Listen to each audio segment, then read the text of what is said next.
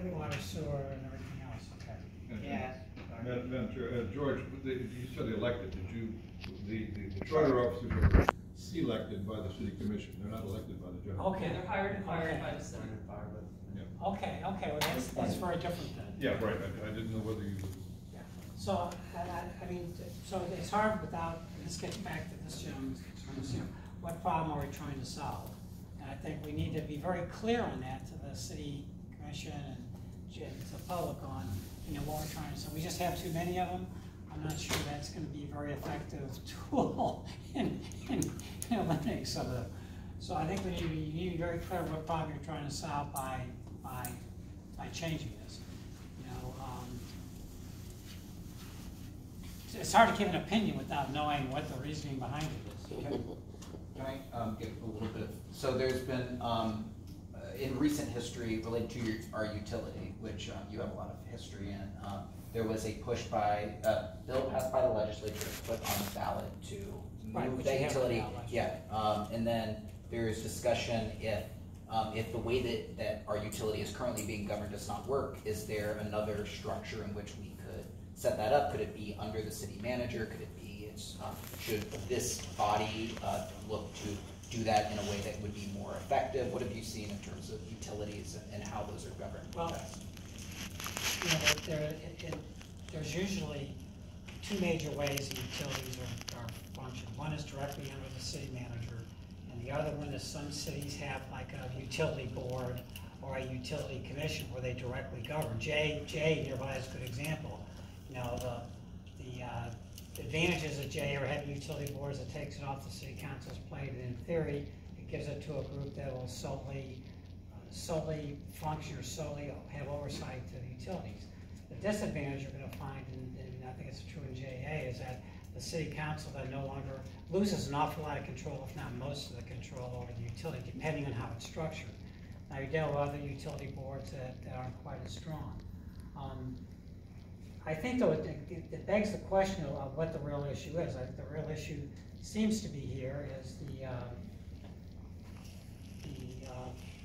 choices that is rates. One big issue is rates. Another big issue is you serve people outside the city limits. And I think that your rates are mostly determined, I'm speaking of the electric utility part, on the generation that you have. And certainly there's been a lot of concern about the biogen plant. It's cost $758 million to buy it, and the GRU utility rate right now is some of the highest in the state. But again, solving the structure is, in my opinion, this gets back to what problem you're trying to solve.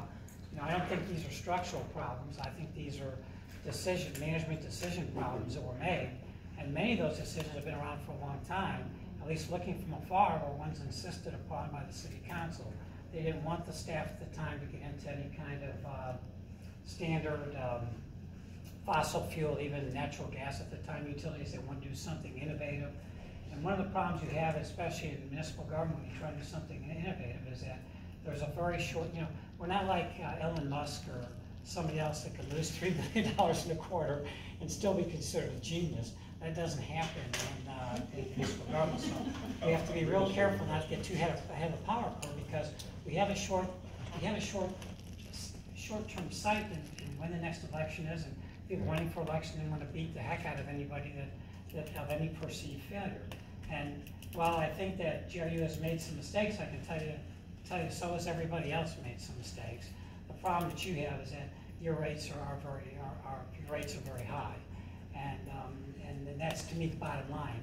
And I don't care what system you go to, that's still going to be a problem. You have a very unique system here where GRU director reports directly to the city council, right? Mm-hmm. Right. And then I read some comments about how, well, there's this intertension between the city manager and utility director. Yeah, there's going to be some over the rate of transfer to the general fund, and no matter what you do or government you go to, that's going to exist. You may not be aware there's a culture in most, I'm speaking strictly electric utilities, not some of the others. There's a culture in most electric utilities of us versus them. We're the electric utility, we make all the money to run this place in the first place, and we can't get anywhere because every time we have some money, the stupid city manager or the who they normally don't like, or the city council takes it away from us. We can never run this utility right or get where we need to go as far as issues, because every time we have something, they take it from us. Why don't you ask Dan to answer that question? And, Guilty as charged. that tends to happen a lot. Yeah. And I think the way around that, at least with Beaches Energy, is that we had a set rate of return by ordinance.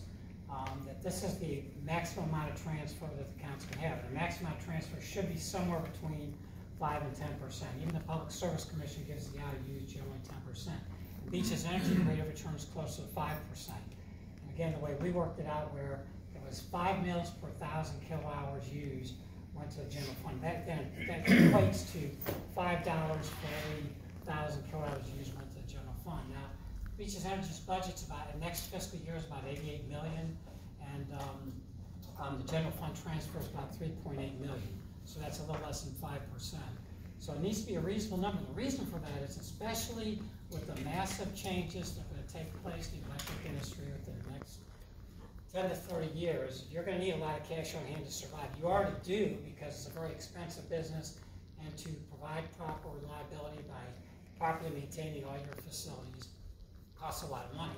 I used to drive one of my neighbors crazy by saying, everything in these utilities, every single thing we have in this utility is going to fail. But it's true, everything we have is going to fail. So you've got to have enough money for maintenance to keep everything running smoothly all the time. And again, even what I read recently, I don't know what I read in the paper, so forgive me. It seems like the council here, they said initially with their budget that, we're going to take half this $14 million, whatever we need, we're going to take half from the electric utility, or utilities, half from raising taxes. And utilities have a really, I think, legitimate concern that in order to run water, sewer, everything correctly, enormous amount of maintenance, we have one huge problem with a lot of utilities, especially water and sewer. It's out of sight, it's out of mind. It's all underground. Nobody thinks about it. They can turn on the tap and get clean water. Nobody even worries about it. When they flush the toilet, nobody worries about that but the city manager. If that works out fine, meets all the regulatory requirements, nobody worries about it. So it's a huge problem, because if they're doing their job really well, nobody thinks of them anyway. So it comes to be very easy at the end of the day. They're just going to take it.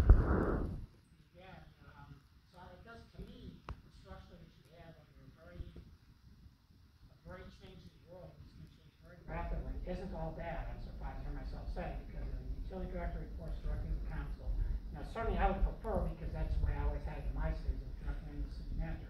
But I don't see any huge problem with having that particular person direct to the council, especially with the massive changes and complexities that are going to take place in that industry in the foreseeable future.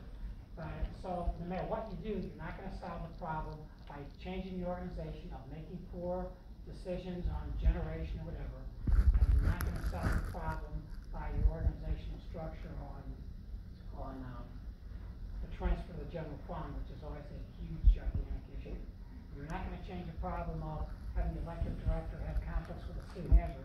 The city manager is still going to want the same thing, as much money as he can to do things. The electric director is going to want the same thing. The only way you can solve that, in my opinion, is to have by ordinance or in the charter. I'd say it really ought to be an ordinance, not in the charter, on what that rate of transfer should be. And there needs to be a really public discussion about that. I think I think that was all great. That's I think too. I think we're looking at too many charter positions basically. Let me work my way through the 6 charter officers. Obviously, the city manager is going to be a charter officer. It is not uncommon to have the attorney and the city clerk as charter officers. The only caution I would have about the city clerk is it should be clear that the responsibilities of the clerk are clerk functions.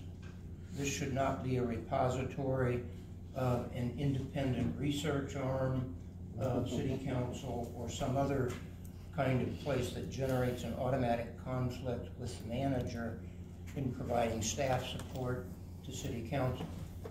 There's no conflict between what the city manager does and being responsible for record keeping and minutes and all of the other clerical functions of a city clerk. Moving on to one that's a little bit more questionable, the city auditor. City auditors have become more prevalent as independent charter officers, in large part because of the authority of city managers occasionally being questioned by council members, and council not having enough time to be able to know enough about what the manager is doing. You could make a legitimate argument for an independent appointed auditor reporting to city council. City managers, like I, typically don't like that, but it comes with the territory of giving the council a way to be able to get an independent look at some function within the city government. The next one that you have is the EEO officer. There is obviously some kind of history that has resulted in this issue being a separate officer. It is very uncommon that you would have an EEO officer reporting to a city council. I can only guess there was some kind of bad history that caused council to think that was the only way they could address the problem, whatever the problem was. That would be one that you could change and probably improve the situation by having that function under the city manager, making the city manager more accountable for the entire equal employment opportunity effort of the government, rather than having an independent agency whom I'm guessing would tend to judge what goes on in the government. I'm guessing a little bit about how that all works, but that is one that I would argue is driven by the political history of why it's independent. And if that can't reasonably be overcome by rational thinking, you probably shouldn't fuss with it.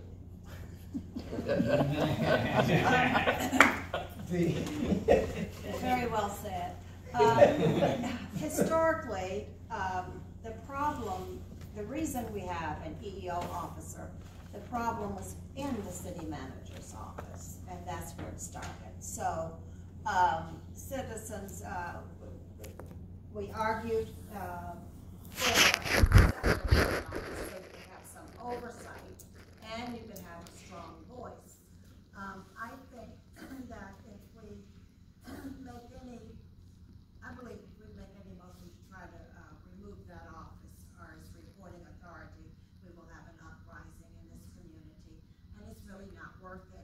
The position needs to stay separate because we have a city manager today where we don't have a problem. We've had city managers in the past where we have definitely had problems, and you definitely needed a person like that in that position. So I would say, let's move on. Well, to back up what Cindy is saying, is we also have a separate issue that is not only handles city government, handles GRU. Yeah. Well, that takes us to the last.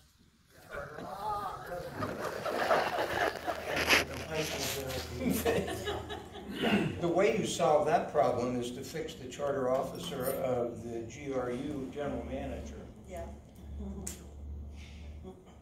It seems to me that there's little justification from an organizational sense of having the general manager of GRU independent of the city manager. I made a comment earlier about you should want a strong executive to run your government. I believe the council manager form of government provides that. You could do it also if you gave all the stuff to a strong mayor.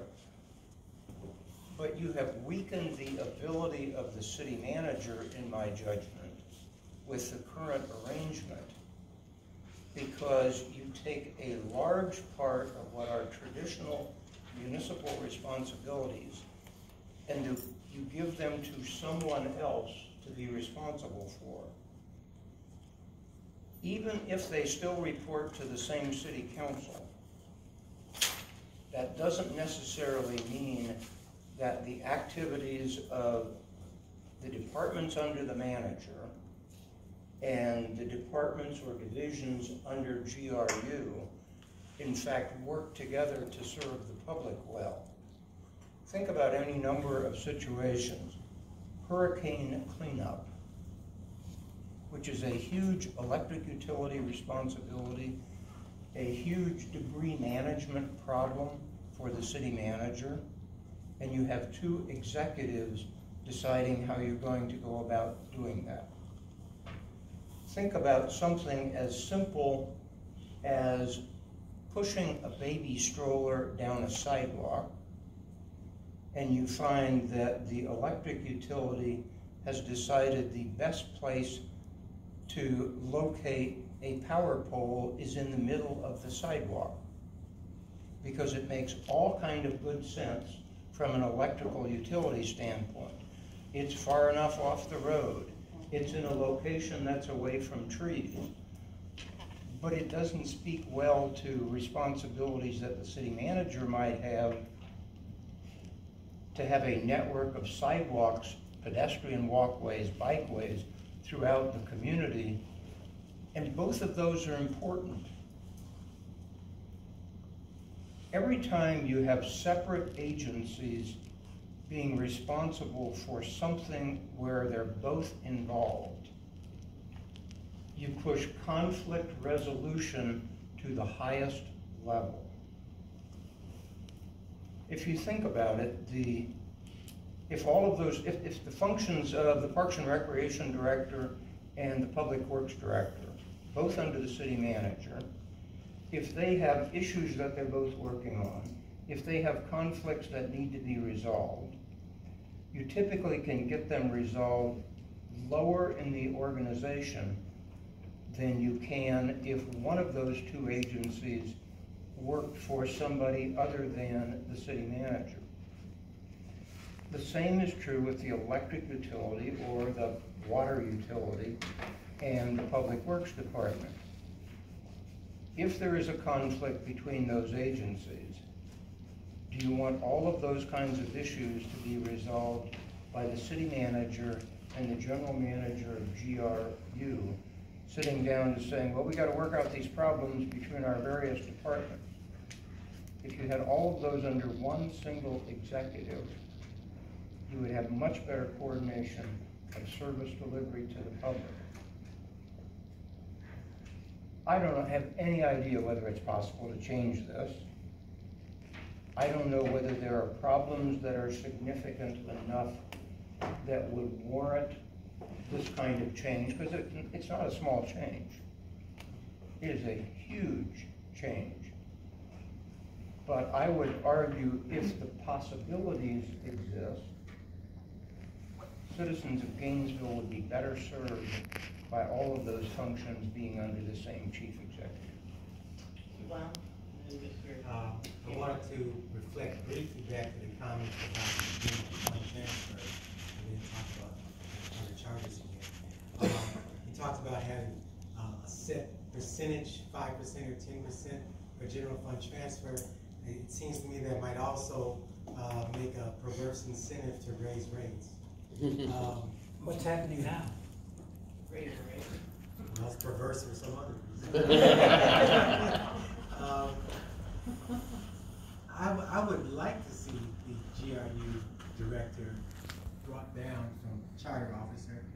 I would also like to see the head of the police department rise to police officer, to charter, so the police department can report directly to the commission instead of going through the manager.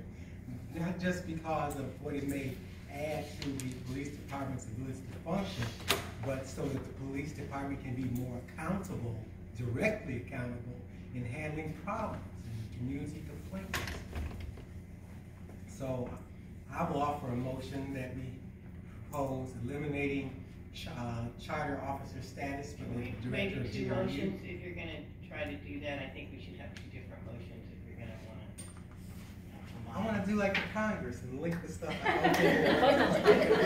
Let's do one at a time because. Yeah, in the essence of time, and these gentlemen are on here for this session, I have a question regarding their opinion on the internal auditor, who we have not heard of yet. One of you gentlemen mentioned the need to have an auditor to have an independent look on city function and that kind of stuff. And my question then is, couldn't we achieve the same thing by getting an external firm to do that same thing? And my thought process there is, sometimes when you bring someone in that doesn't really know an organization or know individuals, it takes a different view on things than someone who is a employee of the city and part of the family. Now that I can also make the same argument, because I'm part of the family and part of the city, I may know of things that an outside person wouldn't necessarily see. So I can see pros and cons of it, but if it's the general will that we narrow some of these charter officers down, what is your thoughts on going external for an auditor instead of keeping one internal? And I'm thinking about staff, because they have to have their own staff, et cetera, and that adds to that charter officer. Before you answer, Madam Chair, do we need a motion to extend the meeting another 15 minutes? I can't stay. I think, yeah, we'll still have quorum. Okay. Yeah, because, I mean, these gentlemen came from a long distance, and I think, yes. So I move that we extend the meeting another 15 minutes. Until About Lord. 10 after. Well, we have to allow public comment too. Alright, so, But they don't have to be here. right, I know. Hopefully his answer will be quick. Alright, Couple of thoughts about. There is a second. Yeah. oh, all in favor? Aye. Any opposed? Okay, sorry. Couple of thoughts about the internal auditor issue. You probably have an external audit already in the government, so you do have that kind of responsibility that's out there. I think the thing to think about is always contemplate what could really go bad wrong with the arrangement that we have, or the one we want to replace it with. One of the potential problems with an independent internal auditor who works for the council is that you can get the internal auditor being ordered to be involved in what really is a political initiative to find something bad. I don't like the Parks and Recreation Director, says Council Member A, and I want to have the internal auditor investigate every nook and cranny in the Parks and Recreation Department until they find enough that we can justify firing that rascal. That's clearly not what you want to have the internal auditor doing. So if you have one, and there's probably an argument that since you already do, you better have a good reason to get rid of it.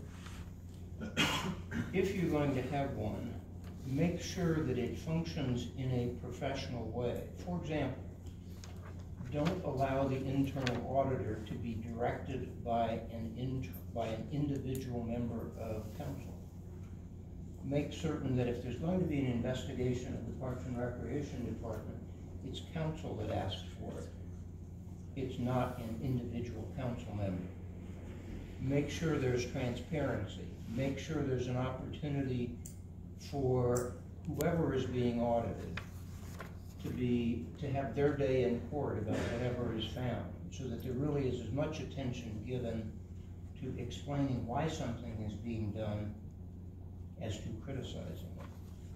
But my guess is, since you already have it, you'd have to have a pretty strong argument about what's wrong with it to want to change it. Well, I think that goes back to the comments you made earlier, that if the auditor's not doing what your wishes are, you get rid of the auditor. Yeah, And I understand that, but that's why I didn't know organizationally the benefit of having an internal auditor when there are firms that could do the same thing. Well, you have They probably are doing different things. Yes, They're doing you're different things. external and you're internal. Okay, can I add one other comment, just because I'm running my microphone here? Going back to the whole notion of the GRU general manager, one of the things the council ought to want is they ought to want their chief executive to be a strategic thinker. They ought to want the city manager to be looking 10 years down the road or 20 years down the road, because frankly, the manager has the luxury of doing that. Doesn't have to stand for re-election, has lots of staff to help him or her do that kind of task. But it is so much harder if what you really have are two chief executive officers in the government that you would want to direct to be your strategic thinker. My argument is you probably only want one.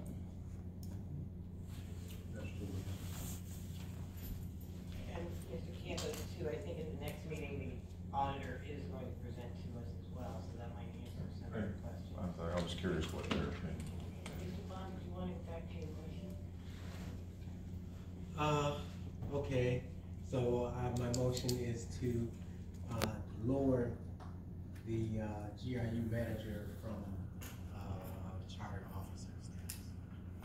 Put GRU under this. Under the city manager. Well, for purposes of discussion, I'll second that, even though I've got a motion on the floor, I guess. I'm not sure whether that goes anywhere. What was your motion? Oh, I had He a read it very off. lengthy motion. Oh, I would. This will be the second time I've read it, so I can read it a third time. I just thought we could do it in one big fell swoop, and then we could pick and judge individual parts. But I'll withdraw that, and I'll go with Kali and second his motion, because that was part of what I had proposed as well. I stepped down, I'm sorry.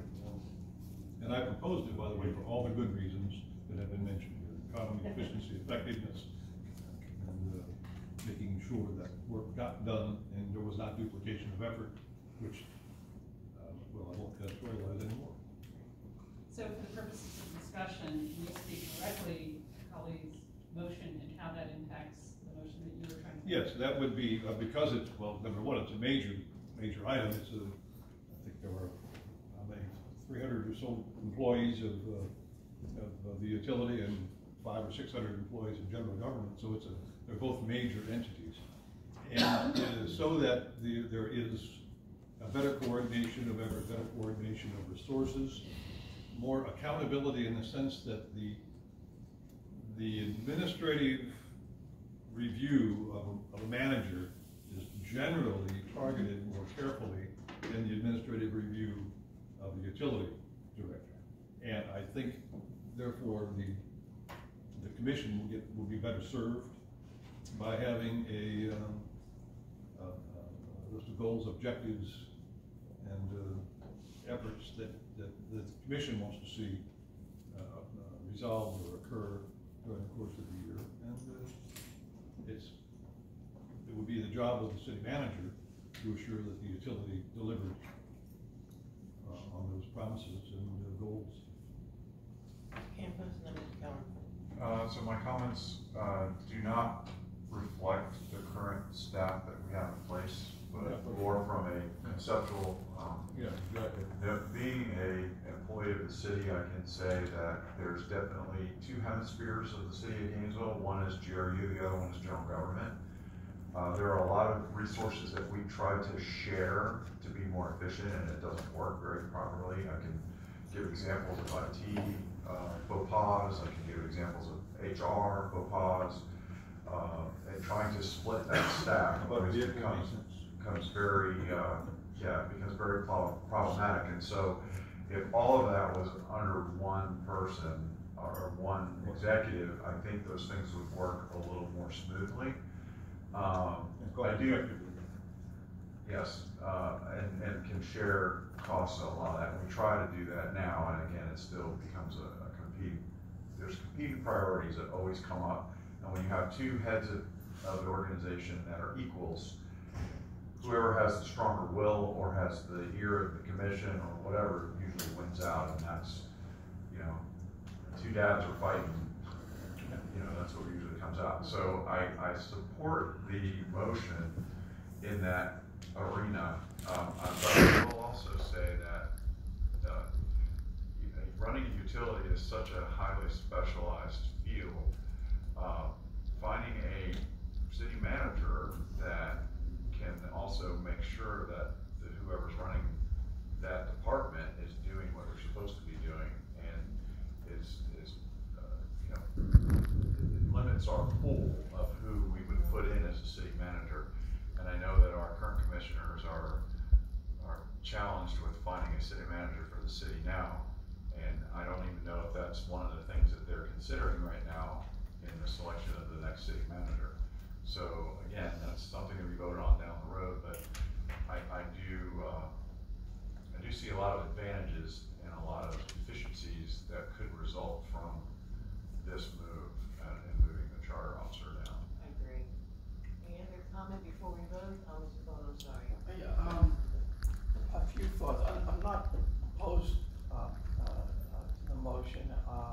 There are a few considerations. One reason for separation is it's really easy for the city to solve its financial woes by taking from utilities. So an independent utility director can be an advocate that the utility has proper capitalization. Another alternative that could be considered is let GRU only deal with gas and electricity and move water and sewer and all into public works. It's a smaller unit then. That's the kind of decision I think that if it came under the city manager could make that recommendation down the road. That's true. That is true. I mean, I think it's a great idea, but I mean, that's kind of something where Yeah, no, you're right on that. I agree. be better impacted if we made him under the city manager or. Any other comment before we vote?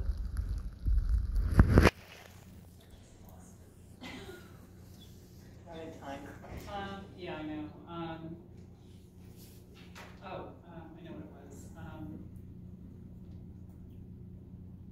I don't know how Tallahassee titles their the manager of the utilities, but Tallahassee's functioned like this for a long time. It doesn't mean that you don't have one person running the utility. Right. It's just they don't have charter status. An assistant city And manager so, for utilities. right, so do they just call it a director of utilities in Tallahassee, or?